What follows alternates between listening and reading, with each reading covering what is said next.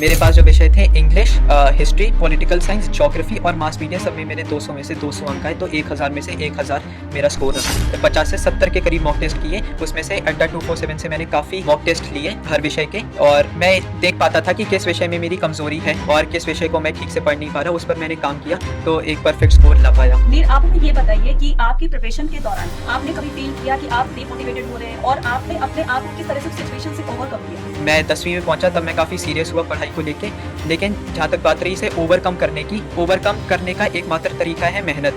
काफ़ी पढ़ाई की, मैं 4-5 बार हर विषय की एनसीईआरटी को पढ़ा, और मैं तो कहना चाहूँगा कि लाइन बाय लाइन पढ़िए ताकि कुछ भी छूट ना पाए। मुझे इस बात की खुशी है कि मैं अपने माता पिता और अपने अभिभावकों और एवं तमाम शिक्षकों को गौरवान्वित महसूस करा पाया। ऑनलाइन से पढ़कर बने टॉपर।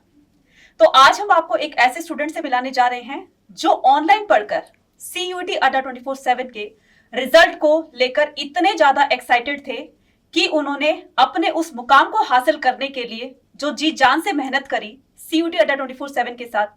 इसमें उस बच्चे का क्या स्ट्रेटजी रही, क्या रोल रहा, वही सब जानेंगे हम आज के इस इंटरव्यू में। हमारे साथ हैं नीर शर्मा। नीर, आप हमें बताएंगे कि सबसे पहले तो आप अपना सेल्फ इंट्रोडक्शन दीजिए।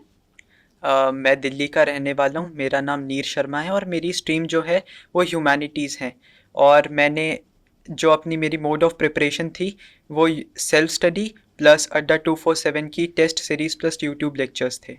ओके। नीर, आप हमें ये बताइए कि CUET का स्कोर जब आपने सुना तो आपको कैसा फील हुआ? मतलब आपकी एक्साइटमेंट वगैरह क्या थी और क्या रिएक्शन था आपका जैसे आपने अपना रिजल्ट सुना? जब मैंने अपना रिज़ल्ट सुना, एक तो फाइनल आंसर की देख के थोड़ा बहुत आइडिया तो लग गया था, लेकिन जब मेरे हाथ में रिज़ल्ट आया तो काफ़ी एक्साइटेड और प्रफुल्लित हो गया मैं। घर में काफ़ी खुशनुमा माहौल भी हो गया, और मुझे इस बात की खुशी है कि मैं अपने माता पिता और अपने अभिभावकों और एवं तमाम शिक्षकों को गौरवान्वित महसूस करा पाया। ओके। नीर, आप हमें ये बताइए कि आपकी CUET की प्रिपरेशन के दौरान आपकी क्या स्ट्रेटजी रही?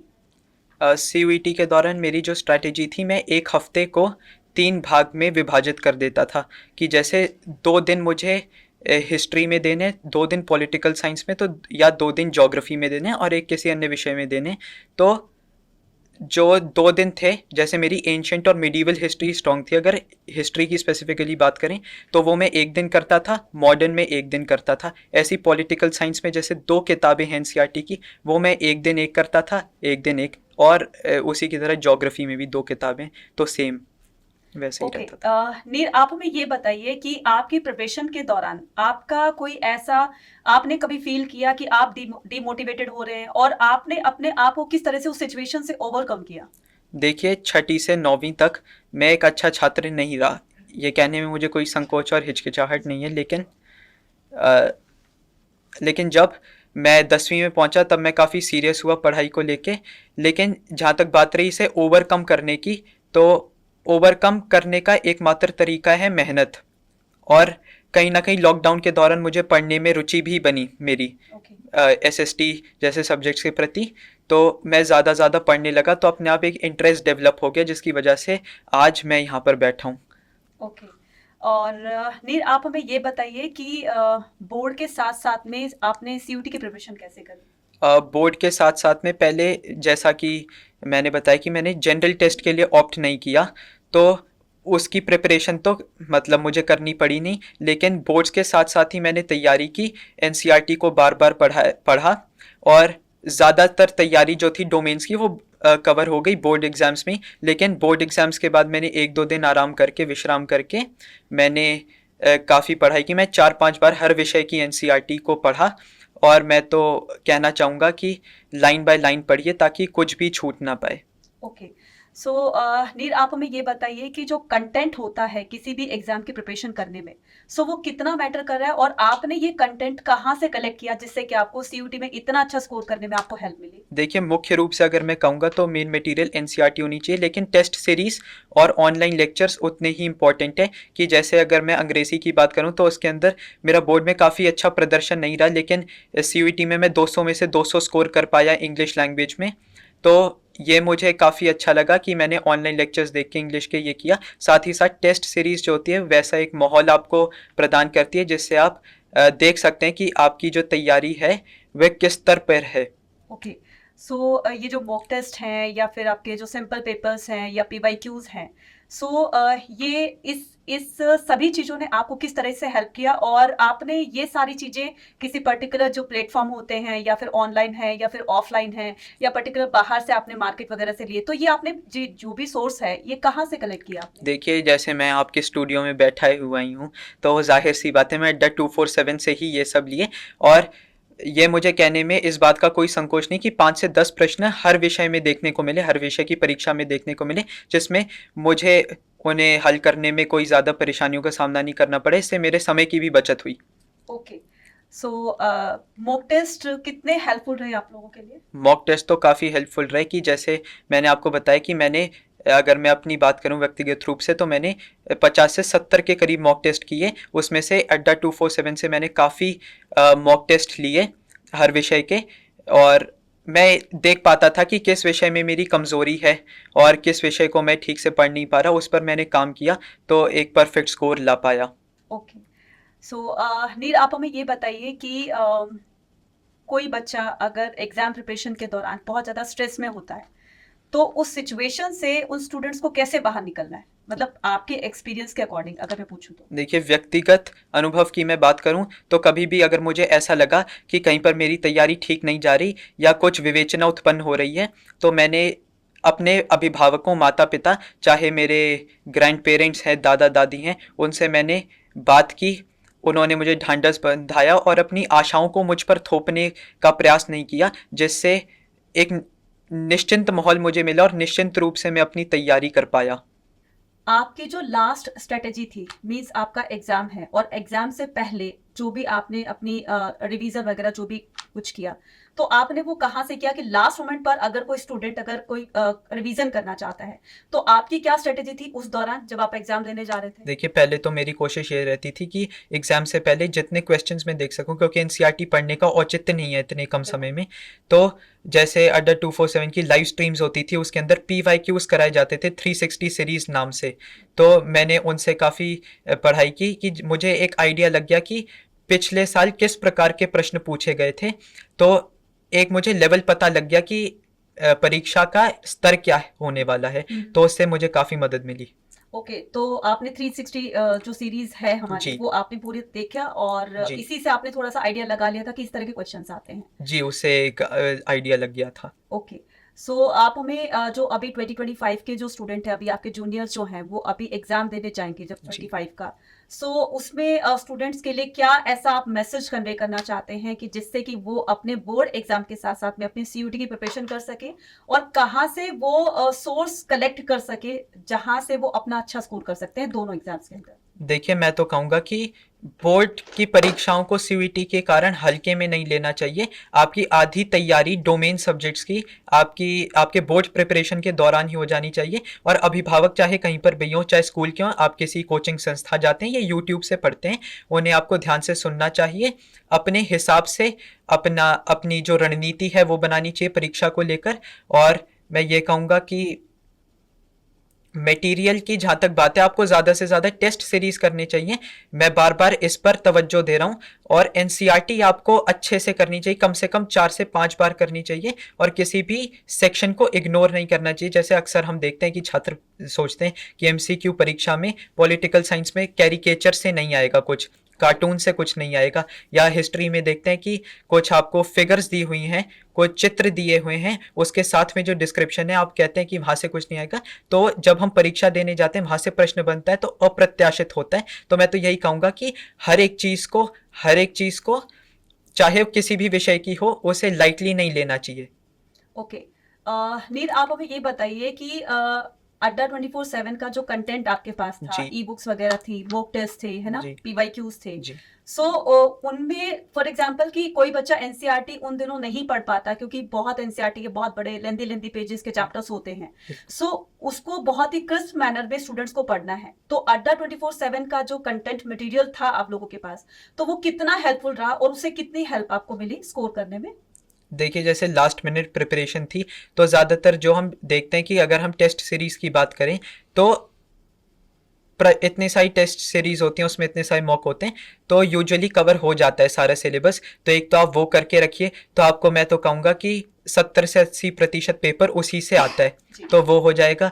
और साथ ही साथ जहाँ तक ई बुक्स की बात रही, तो एक कंसाइज मैनर में पता लग जाता है, लेकिन फिर भी मैं सजेस्ट करूंगा कि ई बुक्स आप लास्ट के लिए छोड़िए, लेकिन एनसीईआरटी को ऐसा मत करिए कि बिल्कुल ही छोड़ दीजिए। वो केवल आपकी तैयारी का एक माध्यम हो सकता है, तैयारी आपको ही करनी है।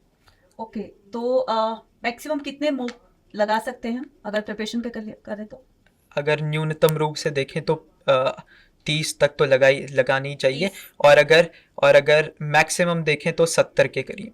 मैक्सिमम 70 के करीब और मिनिमम 30 के करीब, तो हम्म इससे बच्चों का जो है वो इजीली सीयूटी मतलब सुबह आप पढ़ाई कीजिए, जैसे मैं अपने व्यक्तिगत रूप से बता रहा हूँ, मैं बार बार कह रहा हूँ, रणनीति हर बच्चे की एक नहीं होती। आपको ये देखना है कि आप किस में ज़्यादा कंफर्टेबल हैं। तो जैसे मैं क्या करता था कि सुबह मैंने चैप्टर पढ़ा, मान लो मैंने एंशियंट हिस्ट्री की, पहले से आता भी था मुझे, जैसे ऐसा तो था नहीं पहली बार मैं किताबों को छू रहा था, तो मिडीवल और मॉडर्न हिस्ट्री थोड़ी बहुत आती थी, एंशियंट मैंने सुबह की थी, तो मैं मॉक देने लग गया शाम को। ओके, तो ये डिवाइड हो जाते हैं दिन की, शाम को मॉक करूंगा, सुबह पढ़ाई करूंगा। ठीक है। सो ऑनलाइन प्लेटफॉर्म, अगर कोई स्टूडेंट जो प्रिपरेशन करता है ऑनलाइन, जी तो वो कितना ज़्यादा हेल्पफुल रहता है? फॉर एग्जांपल कि अपने आप पढ़ने का उसके पास टाइम नहीं है, तो क्या ऑनलाइन से क्या वो बच्चा स्कोर कर सकता है? देखिए ऑनलाइन जो है हाल ही के दिनों में, ये तो बहुत अच्छी चीज़ आई है, कोविड की ही देन है कि ये पॉपुलर हुआ है ये प्लेटफॉर्म। तो ऑनलाइन में एक तो आपका ट्रैवलिंग टाइम कम होता है, उसमें आपका समय ज़ाया नहीं होता, अपने घर बैठे अपने घर के कंफर्ट में अपनी सराउंडिंग्स और इन्वायरमेंट में आप पढ़ाई कर सकते हैं। तो ये काफ़ी हेल्पफुल रहता है कि आपका एक टाइम वेस्ट नहीं हो सकता, कभी भी लेक्चर्स को रिविजिट कर सकते हैं। और साथ ही साथ आपका ट्रैवलिंग टाइम फिर मैं कह रहा हूँ कि लगता ही नहीं। आपको अड्डा 24/7 के बारे में कब और कैसे पता चला? नहीं, यूट्यूब फीड पर आ गया था, तो मैंने शुरू कर दिया थोड़ा बहुत देखना। ओके, और काफ़ी मैंने तैयारी भी की बाकी विषयों की, जैसे मैंने आपको बताया कि मैं 360 सीरीज़ देखी और मुझे वो उसके प्रश्न अच्छे लगे, तो मैं बाद में टेस्ट सीरीज़ भी खरीदी। ओके। और एक टीचर का क्या रोल रहता है? मतलब अगर मैं बात करूं, जैसे आपने 360 डिग्री जो और सीरीज थी हमारी वो देखी आपने, तो आपको जो भी टीचर पढ़ाते हैं, आपने जो भी सब्जेक्ट की अपनी टेस्ट सीरीज देखी होगी, देन वो टीचर पर्टिकुलर क्या इम्पोर्टेंट रोल प्ले करता है किसी भी प्रिपरेशन को बहुत अच्छा बूस्टअप करने के लिए? देखिए पहली बात तो ये कि बूस्ट अप तो आपकी हो जाती है प्रिपरेशन, अगर आप ऐसे वीडियोस देखते हैं तो। साथ ही साथ जैसे टीचर्स को एक्सपीरियंस भी आ जाता है सीयूईटी सेंटर की, 3 साल से वो उसी परीक्षा की तैयारी करवा रहे हैं, तो उन्हें काफ़ी एक्सपीरियंस भी रहता है कि किस प्रकार के प्रश्न आ रहे हैं। आप एक तो निःशुल्क उनकी सेवाओं का लाभ उठा सकते हैं। और नीर, आपका स्कोर क्या रहा डिफरेंट डिफरेंट सब्जेक्ट्स में जो भी आपके डोमेन्स थे, और जीटी लैंग्वेज वगैरह में? सर की मैम, जैसे मैंने देखा कि मेरे पास जो विषय थे English, history, political science, geography और मास मीडिया, सब में मेरे 200 में से 200 अंक आए, तो 1000 में से 1000 मेरा स्कोर रहा। Very nice. और सभी में फुल स्कोर रहा आपका? जी मेरा फुल स्कोर ओके, रहा। सो आर यू हैप्पी? जी खुशी तो होती और है। आपके पेरेंट्स का क्या रिएक्शन रहा जब आपका इस तरह का रिजल्ट सुना? देखिए फाइनल आंसर की आते हुए सब कुछ साफ तो होने लग गया था कि कितना अंक बन रहा है, तो मतलब उत्साहित तो थे ही जब रिजल्ट हाथ में आ गया, लेकिन पहले से कहीं ना कहीं अंदेशा था कि किस ओर जा रहा है रिजल्ट। आपके फ्रेंड्स, आपके स्कूल टीचर्स और आपके रिलेटिव्स आपके रिजल्ट्स को सुनकर बहुत बहुत ज़्यादा खुश हुए होंगे, राइट? तो जी सभी का क्या मतलब, क्या एक तरीके से उनका रिएक्शन क्या था? आपको कॉन्ग्रेचुलेट कर रहे थे, हर तरीके से मतलब आपको बधाइयाँ मिल रही थी, तो आपको उस सिचुएशन में आपको कैसा फील हो रहा था? मतलब प्राउड फील हो रहा था, या फिर मतलब नॉर्मली कुछ ऐसा कुछ लग रहा था? देखिए प्राउड तो फील हर व्यक्ति करता ही है, लेकिन जब मैं ऐसा व्यक्ति हूँ जो ज़्यादा फ़ोन पर टाइम डिवोट नहीं करता है, तो ऐसा मेरे लिए अनयूजुअल था कि इतने फ़ोन बज रहे हैं वो सब, तो वो मेरे लिए काफ़ी अनकंफर्टेबल भी रहा। ओके, और स्टूडेंट्स की सबसे ज़्यादा डिस्ट्रैक्शन होती है मोबाइल फ़ोन। तो हम्म जब आप स्टडी करते थे, राइट, और इस तरह के जो स्टडी डिस्ट्रैक्शन होते हैं, फॉर एग्जांपल मोबाइल फ़ोन हो गया या फिर टीवी हो गया या फिर घर में म्यूजिक सिस्टम होते हैं, तो उस डिस्ट्रैक्शन से अपने आप को दूर कैसे रखा जाए? देखिए दूर रखा जाए ये तो इच्छा शक्ति पर निर्भर करता है, आपके पास संसाधन है, आप किस लिए यूज़ कर रहे हैं। एक व्यक्ति के पास लैपटॉप है, एक व्यक्ति उससे ऑनलाइन लेक्चर ले रहा है या कोई टेस्ट सीरीज अटेम्प्ट कर रहा है, दूसरा व्यक्ति उस पर वीडियो गेम खेल रहा है। तो वो तो आपकी इच्छा शक्ति पर निर्भर है कि आप किस ओर ले जाते हैं उस संसाधन को। तो आपका कोई ऐसा डिस्ट्रैक्शन हुआ आपकी स्टडी के दौरान? नहीं। ऐसा कुछ नहीं? तो नहीं। आप सोशल मीडिया वगैरह से बिल्कुल दूर रहे? जी, सोशल मीडिया की दुनिया मुझे रास नहीं आती। तो सोशल मीडिया में जैसे हमने देखा कि काफ़ी ज़्यादा ऐसे एलिमेंट्स होते हैं जो हमें डिस्ट्रैक्ट करते हैं और हमें उस दुनिया की ओर ले जाते हैं। जैसे मैं कहूँगा कि दिल्ली में पार्टिंग कल्चर बड़ा प्रेवलेंट है। लोग इंस्टाग्राम जैसे सोशल मीडिया जो साइट्स हैं उनसे प्रभावित होकर ये सब करने लगते हैं। तो मैं मानूंगा ये सोशल मीडिया की दुनिया मुझे कभी रास नहीं आई। क्या बात है। सो स्टूडेंट देख रहे हैं आप कि किस तरीके से जो है नीर ने अपने सोशल डिस्ट्रैक्शंस को मतलब उनसे अपने आप को किस तरह से डिफेंड किया, अपने आप को किस तरीके से बचा के रखा। और मुझे लगता है कि स्टूडेंट की जब ये कोई भी एग्जाम प्रिपरेशन करते हैं तो ये जो डिस्ट्रैक्शन होते हैं तो इनसे अपने आप को दूर रखना कितना ज्यादा बेनिफिशियल होता है। इसी को दूर रखने से किस तरह से वो अपना स्कोर अच्छा कर सकते हैं, अपनी स्टडी में बिल्कुल फोकसली वो क्या कंसंट्रेट करके और उसको कंप्लीट कर सकते हैं। और इस तरीके से डे बाय डे जब आप थोड़े दिन तो ठीक है लगेगा आपको कि नहीं हो पा रहा है, लेकिन वो कहते हैं ना कि अभी नीर ने बताया कि इच्छा शक्ति जो होती है अगर वो किसी के मन में है तो वो उससे बड़ी से बड़ी जीत हासिल कर सकता है। और कहते हैं ना कि मुश्किल नहीं है कुछ भी दुनिया में, तू जरा हिम्मत तो कर, ख्वाब भी हकीकत में बदलेंगे, तू जरा कोशिश तो कर। तो वही कोशिश नीर ने की और आज रिजल्ट आपके सामने है कि इतना अच्छा स्कोर ह्यूमैनिटी स्ट्रीम से 1000 आउट ऑफ 1000। तो वाकई बहुत बहुत ज्यादा एक प्राउड मोमेंट फील करने वाली बात है, चाहे इनके पेरेंट्स की हो, चाहे टीचर्स की हो, चाहे इनके फ्रेंड्स की हो, रिलेटिव्स की हो।